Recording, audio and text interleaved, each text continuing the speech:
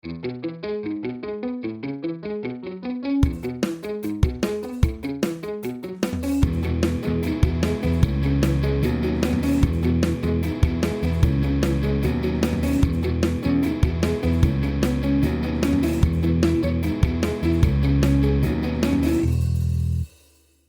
everybody, welcome back to another episode of My Big Fat Junk Drawer. We're back from Chicago Part 2. Oh, goodness. Mike's back again. I gotta get some new blood in here. It's getting old. The funniest person on your show, though. Yeah, okay. Anywho's, today I have from my junk drawer, well, I just shoved it in there. I don't know about you, but when I come home from vacations or trips, I'm getting better at it, like putting dirty clothes in the laundry and immediately like trying to get that settled. But I end up like having receipts, like lots and lots of receipts, just random shit. And they end up honestly going into my junk drawer. So I've just shoved a crap ton of receipts from Chicago Part 2.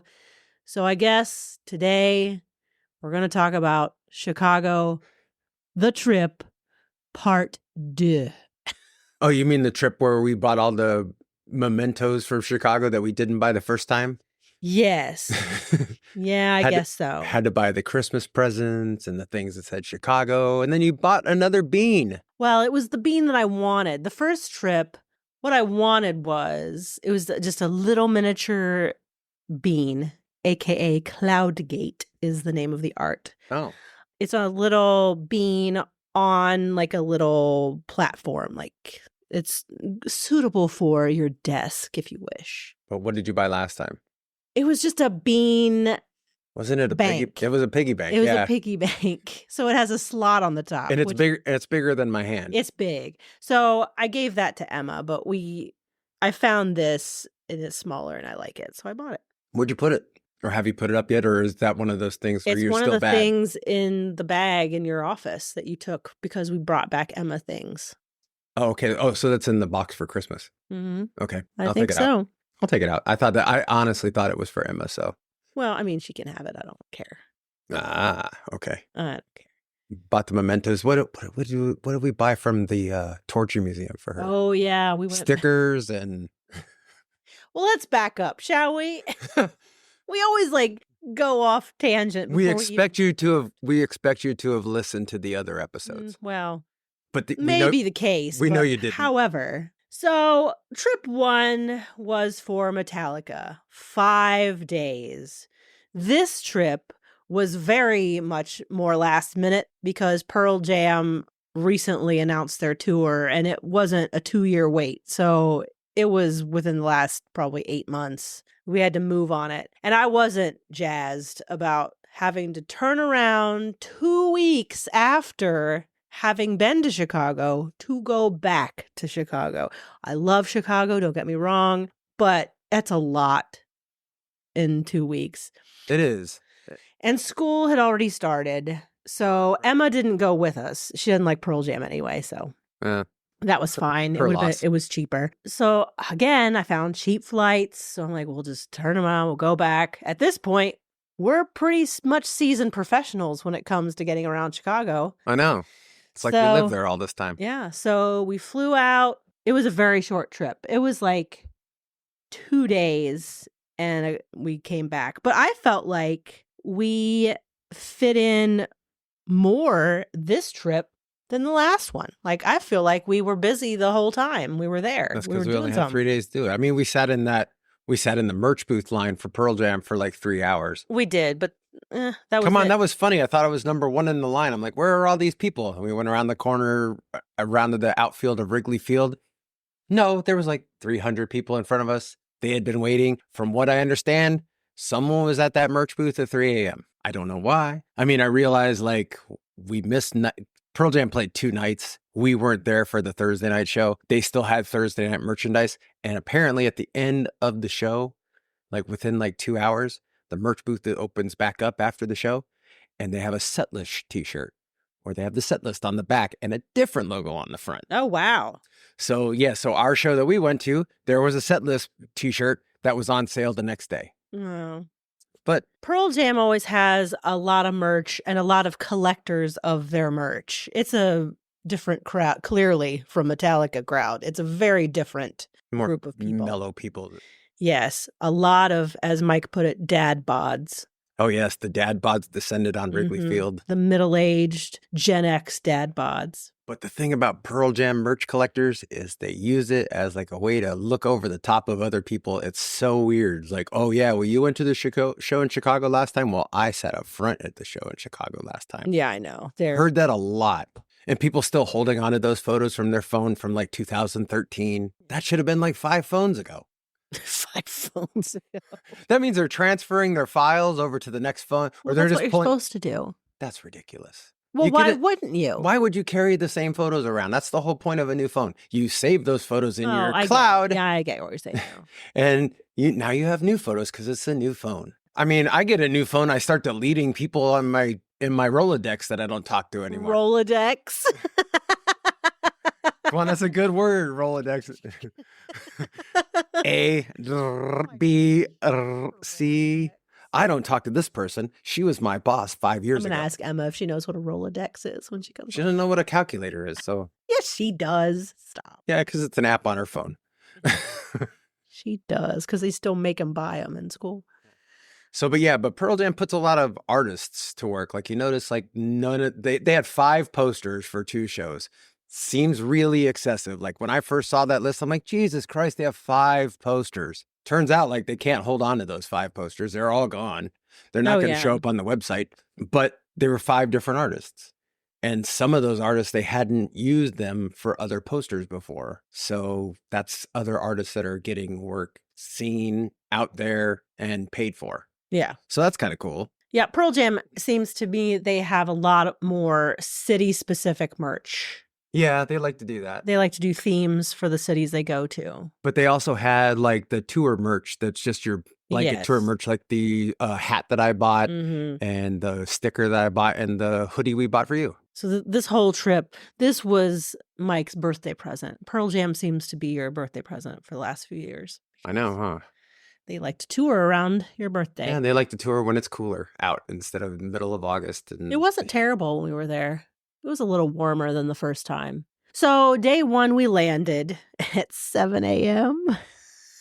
And we dropped off our stuff. Luckily, we hurried up we went to the hotel thinking, we're just going to have to drop the luggage and come back later. No, luckily, because it was a little humid that day and I was already sweaty by 8 a.m. The guy at the desk was like, oh no, we have your room ready already. I was like, thank the Lord. Oh my God. Well, of course it was ready because it was a former hallway. Yeah, it was Labor Day weekend too. Oh yeah. So we walk into the room and it's like a little bigger than a postage stamp, but it was long. Yes, it was a long stamp. It was a hallway. It was. With an adjoining room. It had an adjoining room, but I think our room was the adjoiner.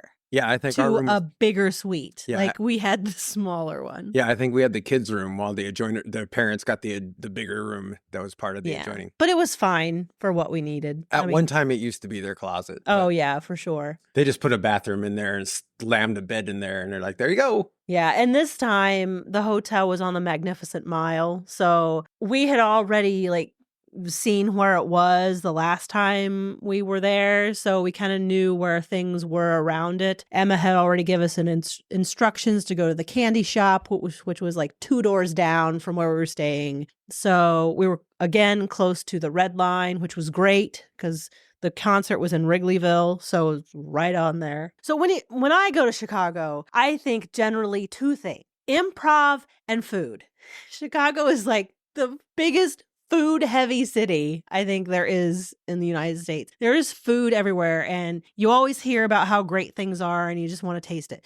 The 3 things I wanted on this trip. I wanted a Chicago hot dog. Chicago dog. Check mark. Yep, got that. I wanted to go to Magnolia Bakery and get their world-famous banana pudding. Oh, yeah, we did that too. That's right. Mm-hmm. And I made a reservation for a tiki bar because we love tiki bars at 3 Dots and a Dash. So the first night we walked around, actually that was the day we went. Was that when We went to the merch booth, and then seriously, we were there so long that Yeah. we went in and I ended up taking another shower. Oh, yeah. And we just grabbed something to eat. And then we went to 3 Dots and a Dash, and we were just going to, we did mostly just drinks. But the place is crazy awesome. I loved it. It was really cool. You go, the address is on like the main street. However, the main entrance is in an alley. You have to know where to look to like turn the corner in the alley, and you just start seeing like tiki torches and stuff. And there's a guy at the door to let you in. But you walk down into a basement. If you're from the Columbus area and you remember the Kahiki, it has serious Kahiki vibes in there. That's really what the Kahiki used to look like on the inside. But you walk down the stairs, super dark. Yeah. Mike couldn't look at the menu. He's like, it's really dark. I had to turn on the flashlight on my phone. We did. We had to turn the flashlight on the phone. But we had really good drinks. Yeah. They were really good. Well, this was this was honestly like a 40 and older hipster club. Like if you remember being like cool when you were 20 with the entrance in the alley and no names nowhere. Now you're 40, you're at this tiki bar. Yes. But I will say we were kind of full from eating earlier, but we had an appetizer. We had crab rangoon, which that's one of Mike's favorite. It was probably the best crab rangoon I've ever had. I know. Honestly, we're so used to like eating at like an inexpensive Chinese food place or a takeout place. Mm-hmm. Getting crab rangoon is like a little squirt of crab inside a cracker that's folded over like a wet cracker of some sort. And they're like, okay, take that home. That's $8. This was delicious. But I do recommend, if you want to go to 3 Dots and a Dash, you have to reserve it ahead of time. If you don't reserve, you cannot, they don't just take walk-ups. Like you can stand at the bar area, but you can't have a table. Wait. Wait, you had to go to like the pineapple room or something like that to get the rum flights? And there's a special room called the bamboo room. Yeah. That's where you can get rum flights. We couldn't, because we were asking about rum flights, and she said you can only do that in the bamboo room. But yeah, so if you're ever in Chicago, I highly recommend just reserving a table at 3 Dots and a Dash, even for just drinks, because that's what we ended up doing. And then I wanted to see improvised Shakespeare. Yeah. So I got us tickets to see improvised Shakespeare. And they actually tour around the country. So if they ever come to your town, you must see them because they're so funny. It was really funny. So we went to IO, Improv Olympic, and saw improvised Shakespeare. Yeah, that was totally cool. We were right up front, right on the stage. Oh, yeah, they threw us right on the stage. I could have put my feet up on the stage. And Amanda's like, that's not cool. And the guy one of the guys at one point in time was like putting a drink away. And he like came like within like a foot of my face. And I didn't get it because that's not my crowd. I went to take it away from him. I was like, oh, thank you. and Amanda just like slaps me on the arm and goes, idiot, that's not what you do. You're going to throw him off his rhythm. I didn't know. He looked like he was handing me something. I mean, he could have high-fived me from that close. I know. It was really close. Yeah, they put us right down in the middle. But IO, they used to be in Wrigleyville, and now they've moved. And the new place is very nice. They have a really nice bar it's massive. In the middle. Yeah, it's huge. They have all these little theaters going out. But I highly recommend Improv Olympic's good. Second City's also good, obviously. But Improv Olympic... Improvised Shakespeare is so funny. They take a suggestion from the audience. The whole show is done in the style of Shakespeare, and they create a 2-hour play. And it was a Shakespeare story. Yeah, the suggestion was the taming of the drag queen, which was really funny. Yeah. So, but yeah, that was fun. Yeah.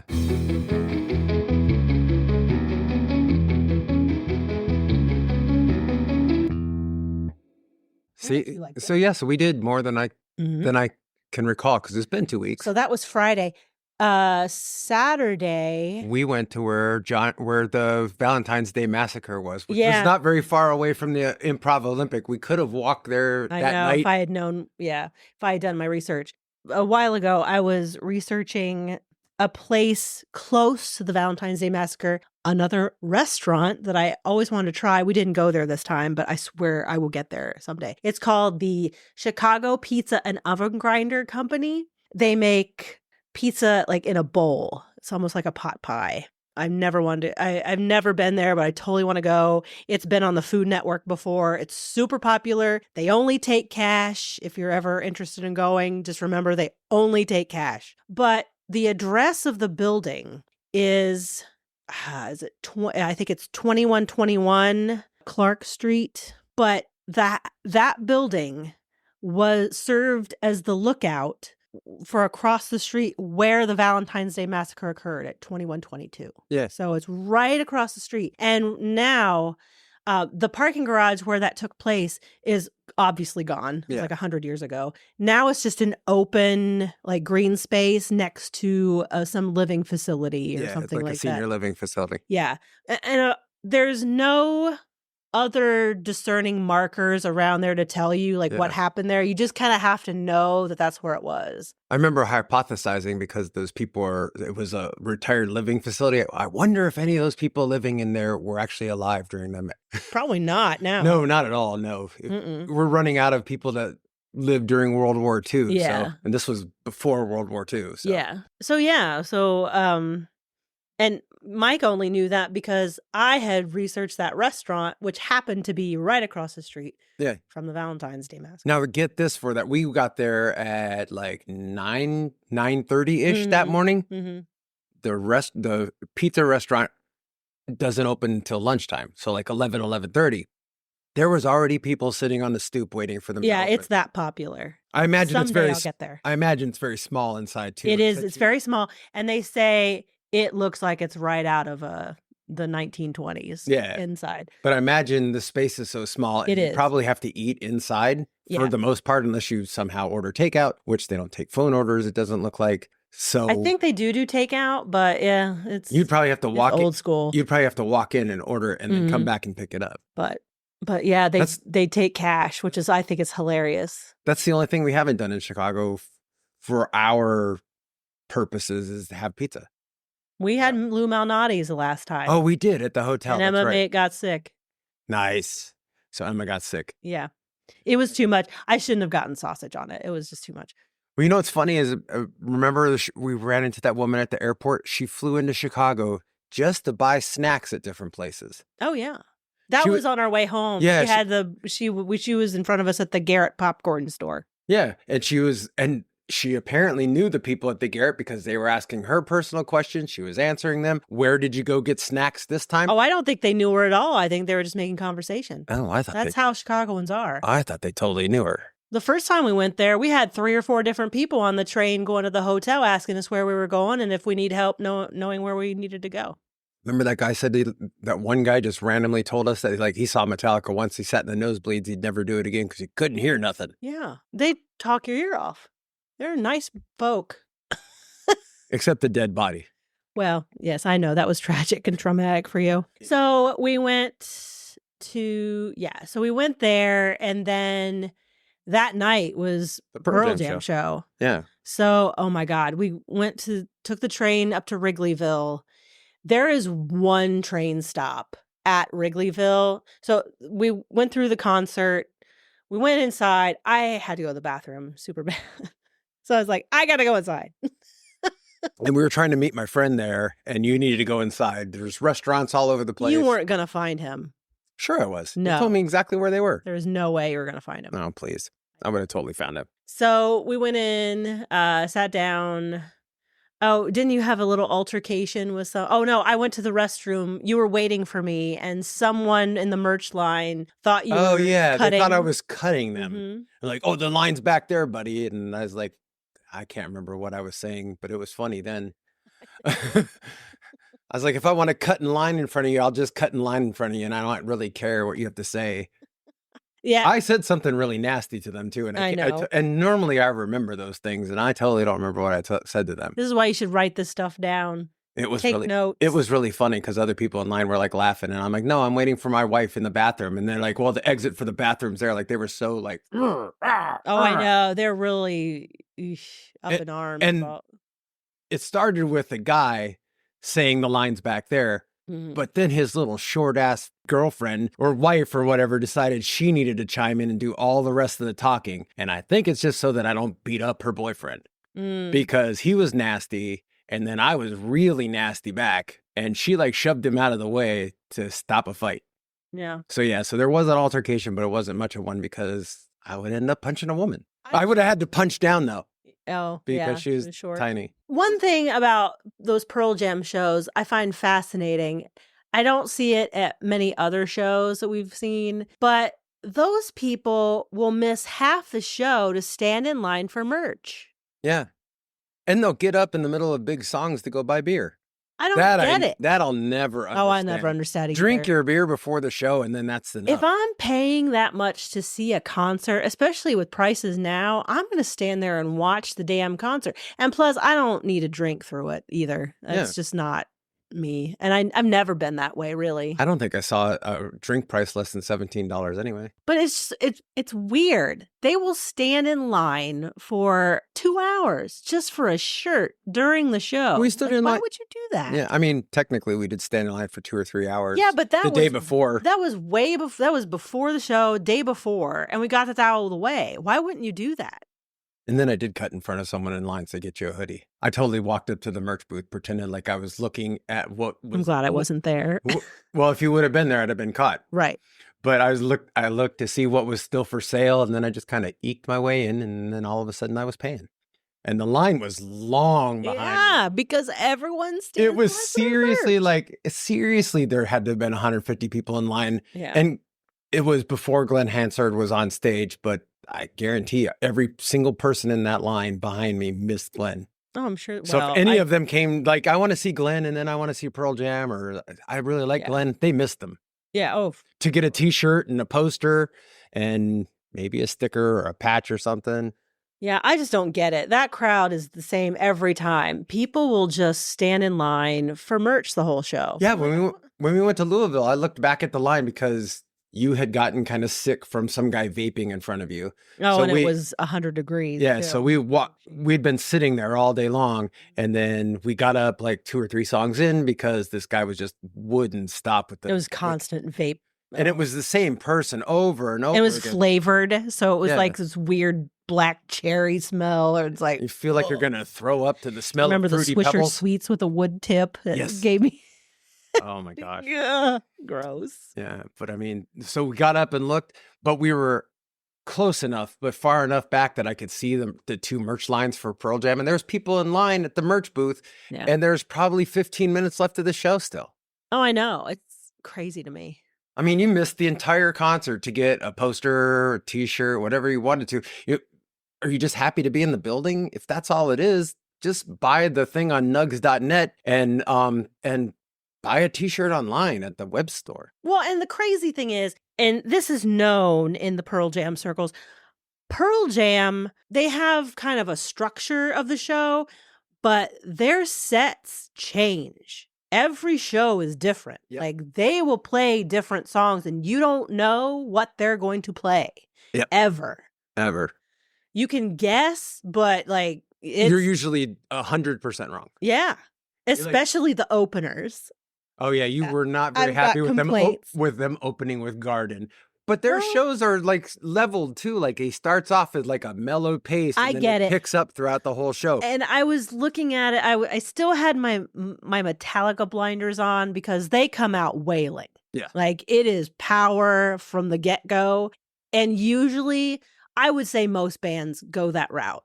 Pearl Jam doesn't go that route. They come out with like a mellow, mid-level opener. Yeah, but it just like. It caught me off guard because literally the first 30 minutes was a mellow open. Yeah. And I'm just like, come on. Oh my gosh. This is the not Pearl Jam fan. But they did play my favorite song, Given to Fly. Yeah.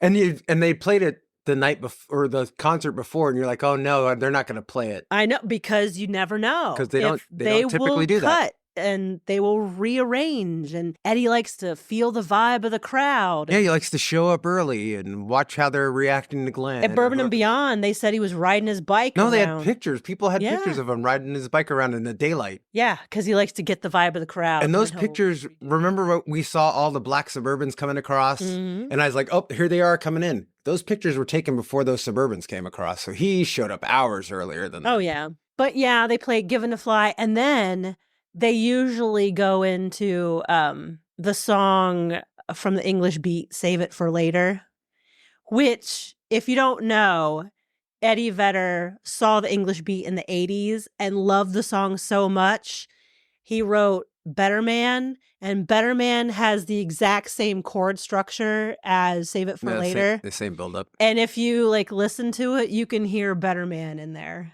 So he always plays it. I love that song. And Given to Fly is Going to California but from Led it's usually Zeppelin. just a cut of it, but he played the whole Save It for Later, which was great. Yeah, but I mean, I don't know if you ever caught that before, though. Given to Fly is Going to California from Led Zeppelin. It's the same. Yeah. Mm-hmm. Yeah. So, but they played Smile, which is your favorite song. Super happy. And they never play it. Not when we go. No. They play it. Mike gets teary when he talks about Pearl Jam. It's his favorite. It is. But yes, when they are that first two notes, you're like, oh my God, they're playing it. They're playing it. And he's playing it. And then the harmonica busts out and you're just like, yeah. It's like the only harmonica song they have. Yeah. Because that was their Neil Young song. Yeah. So yeah, they played both of our songs. Yeah. It was a good show. It was great. Mm-hmm. And then now I find myself going online, watching people say it was their first show. I'm like, where have you been? Oh, I know. What are you doing? This was a bucket list show for me. Are you going to die soon? Jesus Christ. They've only been playing since you were 17 years old. Yeah, I know. I do have a little, with them, I always have a little bit of remorse if they have two shows close together, because if you don't go to both, you're definitely going to miss some songs. Yeah. And it was Eddie's hometown crowd. Yeah. So he always makes it special for Wrigley. Lots of stories about Walter Payton. Lots of chit chat. He needs to cut back on the chit chat. He actually said he has to stop talking and start playing. Because when you see the set list, there'll be some cut out. Usually that's a time thing too, that he's talked so long. Yeah, it's like, shit, we got to cut this one. Shit. But it was a good show. At least they didn't cut Smile. I know. That was great. Yeah, your fave. So yeah, that was that. After the show, oh my God, here's how we go back to the train. Imagine thousands of people getting on to a train, the L, at the same time. At 11:30 at night. I was like, it's going to take us hours. And it's the only way that everyone has to get out. Yeah. It was literally the only way. Unless you were staying around that area or you're from there, that's your only way out. It is. I mean, Wrigley Field's parked in a neighborhood, for starters. And I have major reservations with Wrigley Field now. I went there, when Emma was born, we went there, and I had been in the area before, and it used to be a nice neighborhood place. In fact, when we went to that game, remember we parked in a grass parking lot? It wasn't. I don't remember that part at all. It was totally like someone's backyard that we parked in. And now Wrigley Field is so just over consumer bullshit everywhere. All those roofs of all those restaurants and stuff like that. Now they have WrigleyFieldRoofs.com and bleachers on top of all the buildings. So now, if you lived in those buildings, now that's ruined. Yeah. If you were a kid going to Wrigley Field and catching home run balls that fly out of the stadium, that's ruined. There's a fucking DraftKings building in front of it now, or some corporate offices or something like that. You're not catching a home run ball in the street anymore. There's no fun left in Wrigley other than the front if you need to see some 1920s decadence. That's really all that's left of Wrigley Field. Other than that, it's a piece of shit. It's almost like the nostalgia for Dodger Stadium, and then you walk into Dodger Stadium and the place smells like piss at game 1 of the season. It smells like someone just urinated there yesterday and the heat just brought it all out. Dodger Stadium smells like that every single day. And on top of it, that's in a neighborhood, but now that neighborhood is all parking lot. I mean, I think it was always parking lot, but the whole 10 years I was there. Yeah, since we've been to Wrigley, it's been built up so much around it. It's just packed in there. It's like it's wedged in I get it. They want to stay there and they need to maximize the amount of money that they make. Sure. But DraftKings is like totally ruining sports anyway. And now they got their own building there. Tell me about that. Is that DraftKings a bar in there now? There's a bar there, but it's gambling. I know it's betting, but they have a bar there too, right? Yeah, that's the whole point. So it's not a sports book like you do walk into Vegas and you just buy a ticket to your stuff. There's more to it. You can hang out and watch games and stuff like that. Yeah. Okay. Because there's no fun involved in just walking up to a counter and just paying for it like you're at the horse races. Well, no, and they want more money from you. Yeah. That's another way. And what better way than alcohol? Yeah, buy some alcohol, $15 a shot. But it's so disgusting now.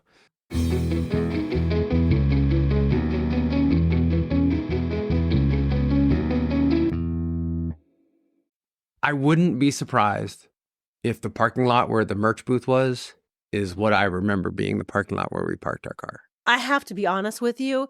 I'm thinking back to that trip. I don't remember how we got to Wrigley Field. Yeah, we drove. That's because we went drinking with Perry and we were plastered by the time the game started. We sat behind the pole. What car did we drive? We drove your sisters or somebody's that lived in Indiana across the border. We drove your sisters or Matt's or something like that. Yeah. I have no recollection of it. Yeah, I was probably so tired. Yeah, we didn't drive your mom's car, I don't think. No. Did your mom have the Civic then? If she had the Civic, then we did drive the Civic. She never had a Civic. She had a Toyota Camry. No, she had like a Prius, sorry. She had a hybrid car. Yeah, it was white. Toyota Camry. Oh, I thought that was a Prius. No, she had a Toyota Camry. It was rose pink. Oh, okay. I always thought it was white. No. Nope. Well, then we probably took that then. I don't know. I don't remember it. I don't remember it all. Would your mom and dad have driven to Chicago? On that trip, they probably drove. Okay, so we probably did take their car. I don't think they took the train ride then. Yeah, Matt and Lori just had like trucks. So yeah, we took your mom's car. Yeah, I have no recollection. I remember sitting there because you sat behind the pole. Yeah, I sat behind the pole, and I think that was the pole that was like 3 seats over from where we sat for Pearl Jam, which was funny. I was like, I think that's the pole. And then that guy just leaned against the pole the whole time because he was plastered, and he's just like watching the show and just like leaning against the pole. I bet locals know that seat, and they just know to stay away from it. Well, there's poles all over the place. Like there is a pole, the pole that we were close to, there's another pole like 35 seats over in the next section. It didn't look like it was in front of a seat, though. Maybe it was. Well, that one was in front of a seat. That guy was leaning against. Oh, I know. They didn't sell that seat. Yeah. For the game or for the concert. No one was sitting there. Yeah. That guy was leaning against it because no one was. Well, nowadays, all you have to do is go online and look at seating in the stadiums. It'll show you exactly what the seat looks like. Yeah. Where it is. Yeah. So it'll tell you if it's obstructed or not. Even the people that sell their tickets on eBay every once in a while, like if they're Cardinals season ticket holders, but they want to sell their tickets to the Green Bay Packers game, they'll take a picture from where they sit, and this is how close you are to the field. Yeah. Well, and it's like that whole section down by the merch booth on the field was not sold because the line of sight. Yeah, you wouldn't have been able to see. You wouldn't have been able to see. That was funny. Another merch booth, like sitting there at the bottom of the thing. The lines were long the entire night. I know. I think I saw like 15 people at one point in time during Given the Fly, no less. I think I saw like it just looked like people. I'm just guessing it was 15. It looked like it was more than 5. It was a lot. So, but people all night long. It's like I can listen to the concert and buy my T-shirt. Yeah. So basically, after the show, we went to the train. I was like, oh, Lord. It was, if you're anywhere near claustrophobic, you would die. Basically packed on a train like sardines, and you would just have to yell at people when your stop was coming up to get out. And you just kind of fall out. Oh, yeah. What were they yelling? They're like, off, or something like that. Getting off. Yeah, getting off. Mm-hmm. We just followed them because we heard it for the first time because the first several stops, no one was getting off. And like people were complaining, no one's getting off. I'm not going to be able to get off at my stop. I could hear them. Like, you got to get up there and... You got to run. Yeah. And push people out of the way. Yep. And I don't recall anyone trying to get on the train at any of those stops either, which is kind of... No, I know. There was like a good 2 to 3 stops before anyone started getting off. Yeah. Like, good Lord. But we made decent time back to the hotel. Dude, we didn't wait at all. Like, we got there, we waited like at the gate to get into the gate itself. They did a really good job. And that's just because they were shoved in there. But yeah, it looked like they were expressing it. They moved people pretty quickly. Yeah, they were expressing the train. And they had they added more cars. to Yeah. the trains, and they added more trains. Yes. So they did a good job getting people out. I will say that. So yeah, we got back to the hotel, and that was that, because we flew out the next morning. Yeah, like super early. Yep. Again. I stopped at Garrett's and got me a paint can But you of. did not talk about your hot dog that you had before the Pearl Jam show. Oh yeah, before the Pearl Jam show. That's when I had my hot dog. We went to Devil Dogs. I was gonna go to Portillo's, but we didn't, because it was kind of in the opposite direction of where we needed to be. So I went to Devil Dogs. It was really good. Yeah. And it was packed. It was packed. And then it was packed after we ordered our food. Like immediately afterwards, Yeah. tons of people. Right before, we got right up to the front of the line there. It was packed with people. So that's a good sign when you go to a restaurant locally and it's. And it's kind of sort of a fast food joint. Yeah. Because like you go to McDonald's, it's never packed. But you go to something that's like local to the area and it's very well known in the area, and people who live there come and eat, not just the tourists. Mm-hmm. Exactly. And you I had got like the sliders, but they were massive. They were. It was like I got 3-piece sliders. It was seriously like having 2 burgers. And I only ate 2 of the sliders. And they looked delicious. They were smashed. Yeah, it was.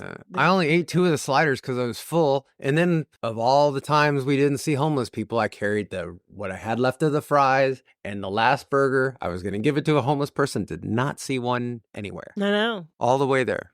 But it was a substantial amount of food for not a lot. I mean, it was pretty reasonable. So if you've never had a Chicago hot dog, first of all, don't order ketchup, because they'll laugh at you. And I think some places don't even serve it on purpose because you're just not supposed to. A Chicago hot dog consists of a hot dog on a poppy seed bun. It's always poppy seed bun. Is that what you had? I don't recall. Yes, I got the Chicago dog. That's all you have to say is I want a Chicago dog. It just comes with it. It's topped with yellow mustard, chopped white onions, bright green sweet pickle relish, a dill pickle spear, tomato slices or a wedge, pickled sport peppers, and a dash of celery salt. It's the only like zhuzhed up hot dog I will eat. At home, I will have ketchup and mustard on my hot dog.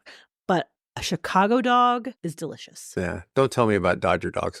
Those things are disgusting too. I've never had a Dodger dog. Oh, they're foul. I don't like hot dogs to begin with. Well, yeah. Why would you even eat one? I know, because it's just tongues and assholes. That's all that's in a hot dog. Buttholes wrapped in intestine. Oh, goodness. Such a delight. It sounds like the Torture Museum, which we went back to buy gifts. Yeah. And Emma will never listen to this, so we can go ahead and say it. But we went back to get Got Emma stickers because she's a sticker girl. Yep. And something else. I can't remember what, though. It's in the bag. Yeah, it's for Christmas. So I thought it'd be great if we just got her like one of those little knights. Because that's who most of the Torture Museum was from. I know. A bunch of Christians. The medieval times. Forcing their religion on others.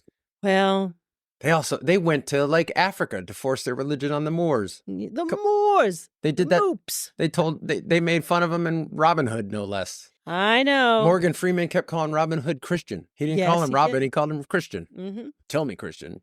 Yeah. So, and then I should talk about, we did make a stop before we went to the Torture Museum one last time.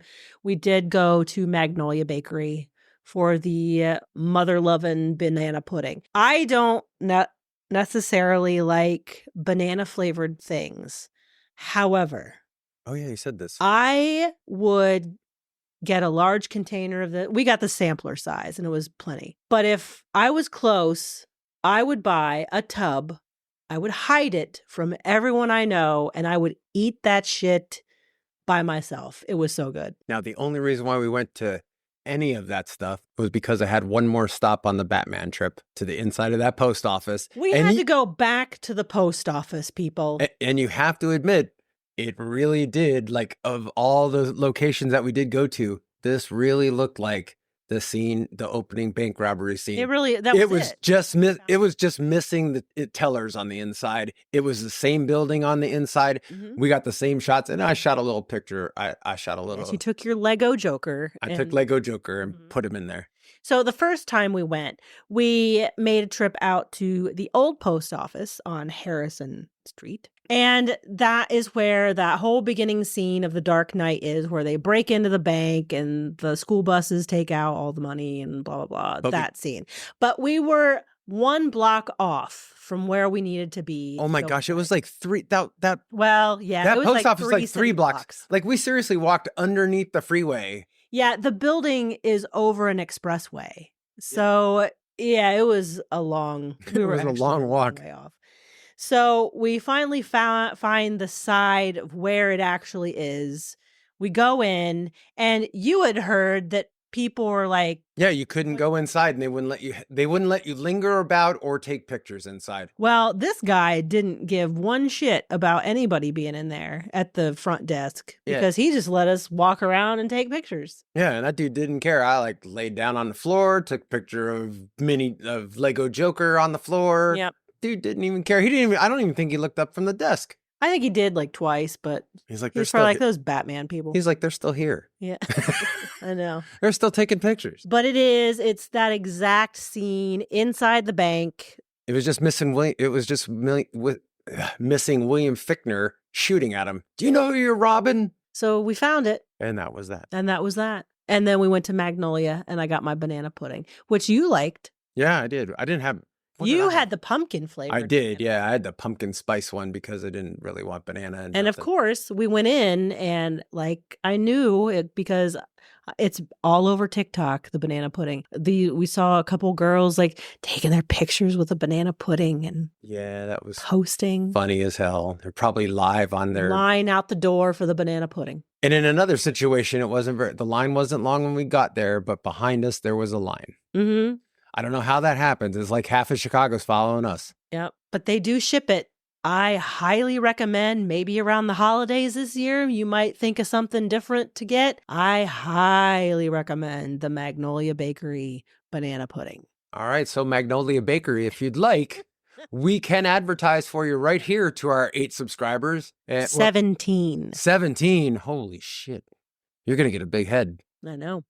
17. That's going to turn into 20 soon. It is. It is.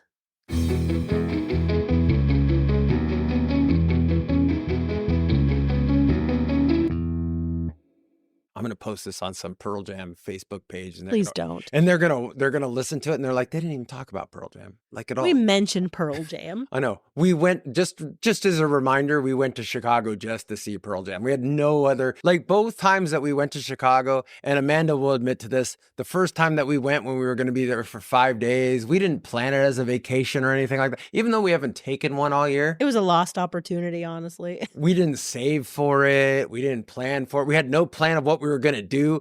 In fact, the first time we went to Chicago to see Metallica, we got there and I'm like, oh, I'd like to go see all the Dark Knight locations. Thought never crossed my mind before. In fact, the only location I wanted to see, and we still haven't seen, was the Home Alone house and Shermer High School from 16 Candles, Breakfast Club. Mm-hmm. Haven't done either one of those. No, because that's out in the sticks. It is. But I'm just saying, those were the only ones that I would have planned to do. I wouldn't have planned to spend the whole 2 days out of 5 and then half a day of another trip just going and looking at Batman locations. Well, and now we haven't started watching it, but if we watch The Bear, apparently we can go back and see the Bear locations. Yeah, apparently people have pictures of that Jeremy White, whatever his name is. Jeremy Allen White actually being at the show. And I know Chris Chelios and one other hockey player, I can't remember, but there was a couple hockey players that play for that Eddie's friends with and sitting in the pit area. So it was a good trip, but now we're done. We have to really seal up the funds and I know now stay we have home. Now we have some sort of international trip that we might have to go on. Maybe Pearl Jam will be playing in Poland. Oh my God. So yeah, Emma is going to tour with her choir next summer. In August. Yeah. In July or August. Yeah. Yeah, whenever we get that itinerary. But basically, she's going to Central Europe, which means I'm going to Central Europe. Might have something new to talk about. So that'll be fun. That's all you had to say? That'll be fun. Well, we'll have some podcast episodes about that, I'm sure. Uh-huh. International travel. Oh, boy. A million people died at this location. No, just traveling with you two. It's going to Uh, be real fun. as long as Emma doesn't complain about her hip.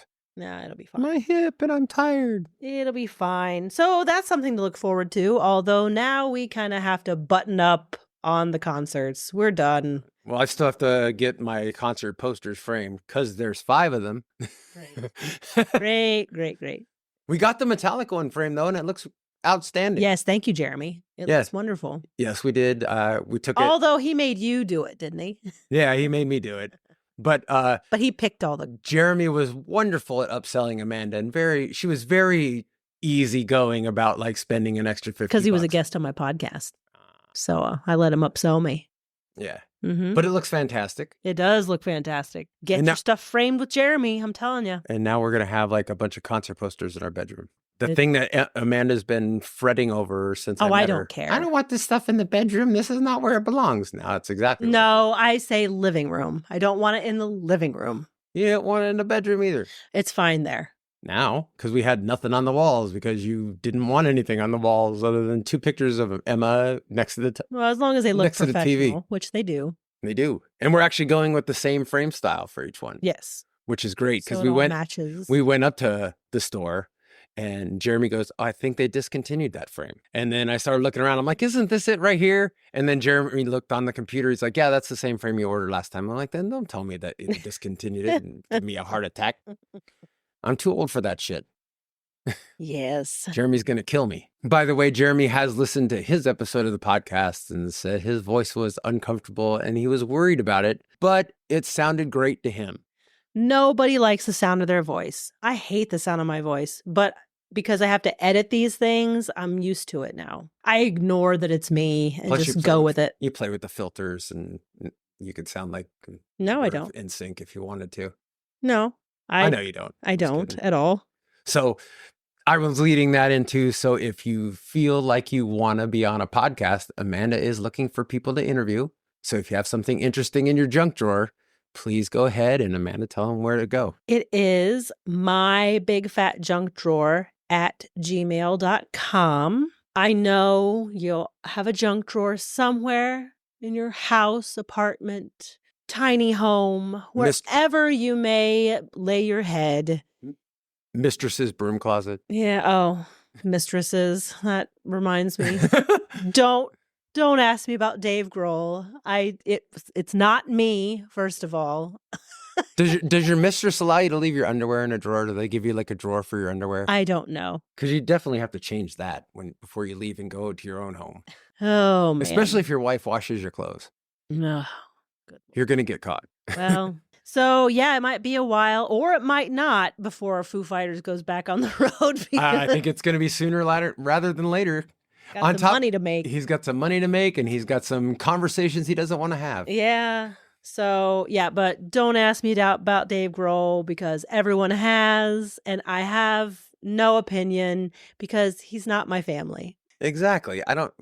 Amanda and I would not know anything about their personal lives. And I would add, I love Dave Grohl. I'm not going to lie. I met him and he squeezed my shoulder. He squeezed my shoulder a little too much, but he was very nice, very kind to me in that setting of meeting him and telling him I enjoyed his music. However, I've learned this from you going for autographs. Never put your celebrity people on a pedestal. Don't do it because they will always disappoint you at some point. They are normal people. When you pull the bullshit away and yank away the money and the fame and the handlers and all of it, those people, they are normal people. Yeah, they have the same. No, they have the same flaws as everybody else. Yep. And you don't do it. Don't put them on a pedestal.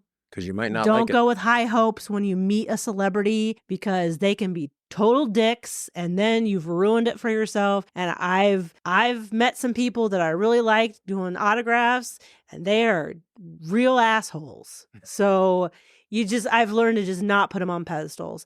Did I meet Foo Fighters? Yes. I love their music. I think their shows are high energy. I enjoy it. Love them. And they were super nice. But I have nothing to say about their personal lives. I don't know them. Yeah, no. But that's another thing people bring up about parasocial relationship, especially with social media, when people will respond on like Instagram or you write something funny and they'll write you back. You still don't know that person. Yeah. You do not know them. So just, you gotta say, oh, well, and I know. that's that. And that's all I'm going to say about that. Yeah, I mean, everyone has the same problems. Yeah. Every day. You don't know what's going on in somebody's house. If you were a former drug addict and you've not used for 22 years or something like that, and your favorite celebrity has like also been sober for 22 years and they fall off the wagon, we don't know why. They don't owe us any explanation of why. They just know they really don't owe us any explanation for anything that they do. And I know there's initial like disappointment because people will say, and I understand where that brain is going, because there's an image that they put out there of like, I'm the Gen X dad guy, like, and you just have to be real careful to understand that these people have an image and a brand and that's branding and things. So it is what it is. And that's my soapbox that I'm stepping off for the day. So yeah, back to it. Yep. Email me if you want to talk about the crap in your junk drawer. I have now receipts from Devil Dogs in Chicago that I'll probably use. Actually, my thought was to use that for like some sort of shadow box for vacation, like in some creative background way, use it artistically. And I'm telling you, use some of your junk from your junk drawer as crafty things. That's what I'm going to start doing. That's a perfect idea. But yeah. Add some pictures to it and the stuff that you did. Like we still have those little cards that Metallica gave us to scratch off and you might have won. Oh, I know. They're junk, and it was a great way to get a gazillion email addresses from people so that they could use that too. Yes. Talk about branding. They're the kings of it. Yeah. And like marketing. That whole thing, they gave away like one signed record or one pit pass or whatever they gave away. But now they have 70,000 new email addresses to sift through and try to sell them merchandise. And, when they're looking for corporate sponsors, hey, all these people, we have this mailing list full of all these people, and we can put Schwinn bicycles on the map.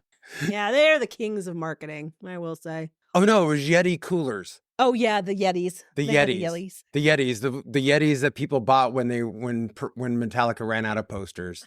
I should have gotten a Metallica Yeti. I didn't get a poster, so I'll buy a Yeti for the same price. It says Metallica on one side and Yeti on the other. Or the cooler. Oh, I wanted the cooler. The cooler that looked like it held like 3 drinks. Maybe I don't even know how much it was. I'm sure it was super expensive. I think it's like $115.